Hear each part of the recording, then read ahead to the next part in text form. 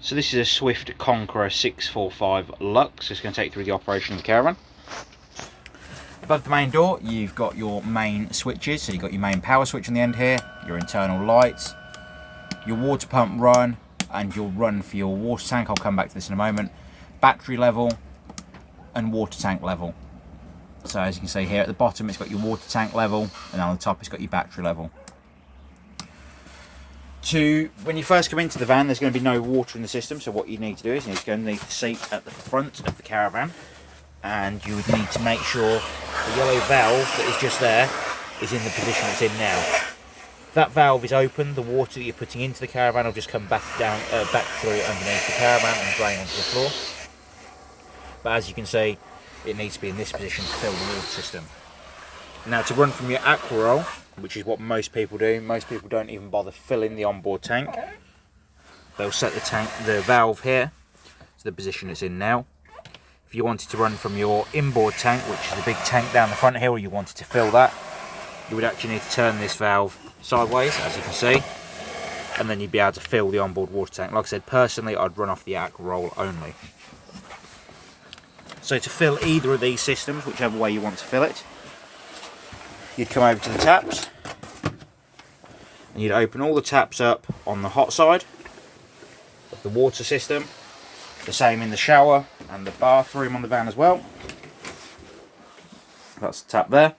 You open more on the hot side, and if you was going to fill the onboard water tank, you would put this switch here onto tank fill, and that will draw the water from the aqua roll into the big water tank at the front. If you just want to fill the water tank on board the van, you'll need to put this switch up to the top side, and that will fill the water system from the aqua roll. Once you've got the system full and you just want to run from your onboard water tank, you can run from the bottom side of the switch here. Once you've got the water system full, you're going to want to warm your hot water, which in one of the cupboards here somewhere, when I find it, give me a second. So in the cupboard next to the heater, except from where your table is, above that you've got some control panels up here. You've got your battery charger that you can see illuminated here, so that's the one that's flashing red here. Above that you've got your option to run off your car 12 volt system or the caravan 12 volt system. If you're running off the caravan, that'll be the 12 volt leisure battery, and when you're towing down the road you would need to have this switch on the top side, so it allows the caravan to run from the onboard, or the power from the car itself. If you want the space heater to work, you'll need to have this switch on. You can leave this on at all times, and if you want to warm your water on electric, you'll need to put this switch on just here. But you'll only do that when the water system is full, and on electric it will warm the water system to around 35 to 40 degrees of water temperature. If you wanted to warm the water on board the van on gas, you have another little valve down here, which as you can see has got a gas symbol here. So to warm it up on gas, you spin this dial round to the gas symbol.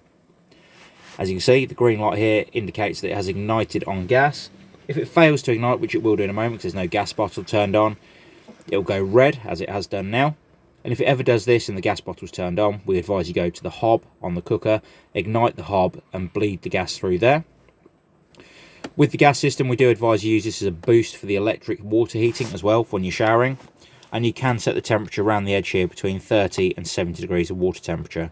The green light, when the temperature you want is above the green light, that is the temperature it will warm to.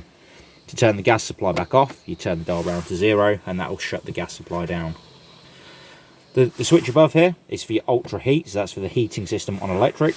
If you want to warm the heater up, you'll need to select one of the power supplies down the side here, whether it be 500, 1000 or 2000 watts.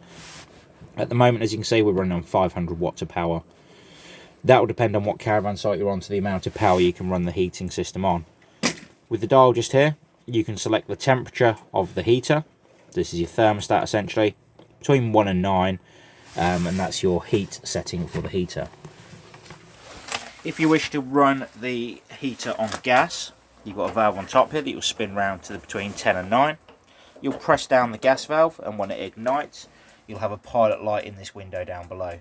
The pilot light will be around a 45-degree angle from the floor through the window.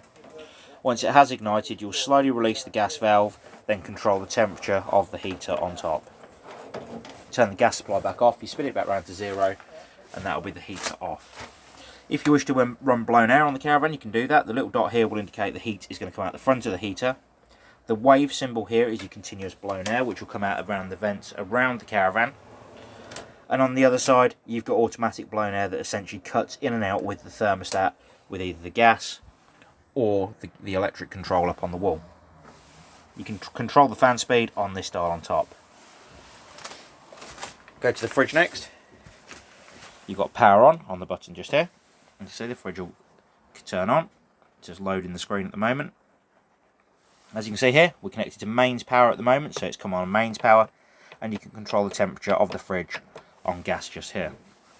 If you want to change the power supply you're using, so for instance you've got 12 volt when you tow in, so the fridge works as a cool box, you can put it onto 12 volt once you're connected to the car.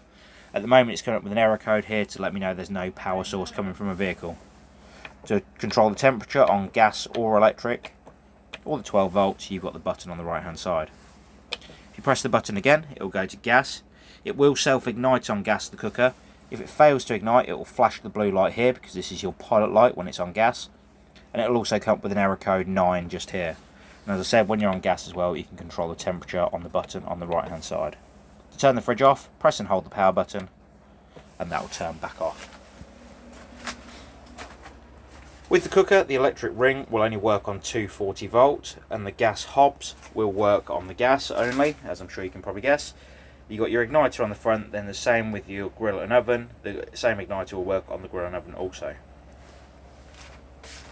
Toilet system, the bedroom area, fairly straightforward. The bed lifts up for storage underneath. Then the toilet area. The toilet has an electric flush on top here, which you press the button and it will flush. And then you have your grey waste flap round the side of the toilet just there, which you'll need to pull towards the camera to be able to get the waste flap to open to allow the waste in the cassette underneath the van. So that's the inside of the van. I'm going to go around the outside now. Got your front storage locker on the front left hand side of the van, gas barbecue point and your wind down legs. You've then got your front gas locker with your gas bottle mounts and your gas regulator at the top. You then got your hookup procedure, which we'll take you through in person here on site, and we'll demonstrate how that works. On this side of the van, you've got your water pump connection and your leg winder at the bottom. Your gas flue, and you'd need to remove this cover when you're running on gas with the caravan. Put that back on. You then got your battery locker with quick release terminals and the battery clamp at the front there, and your mains power lead coming in the side.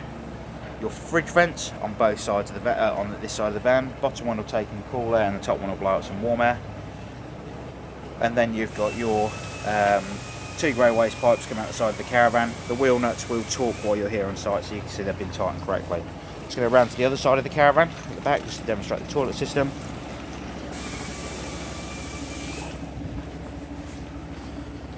So the toilet flush tank on the top here takes 3.5 litres of water and a cap full of the pink fluid.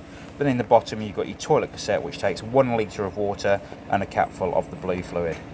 If you have any further questions on the Swift Conqueror 645 Lux, please do give us a call here at the Caravan Company and we'll do all we can to help you. Thank you very much. Bye bye.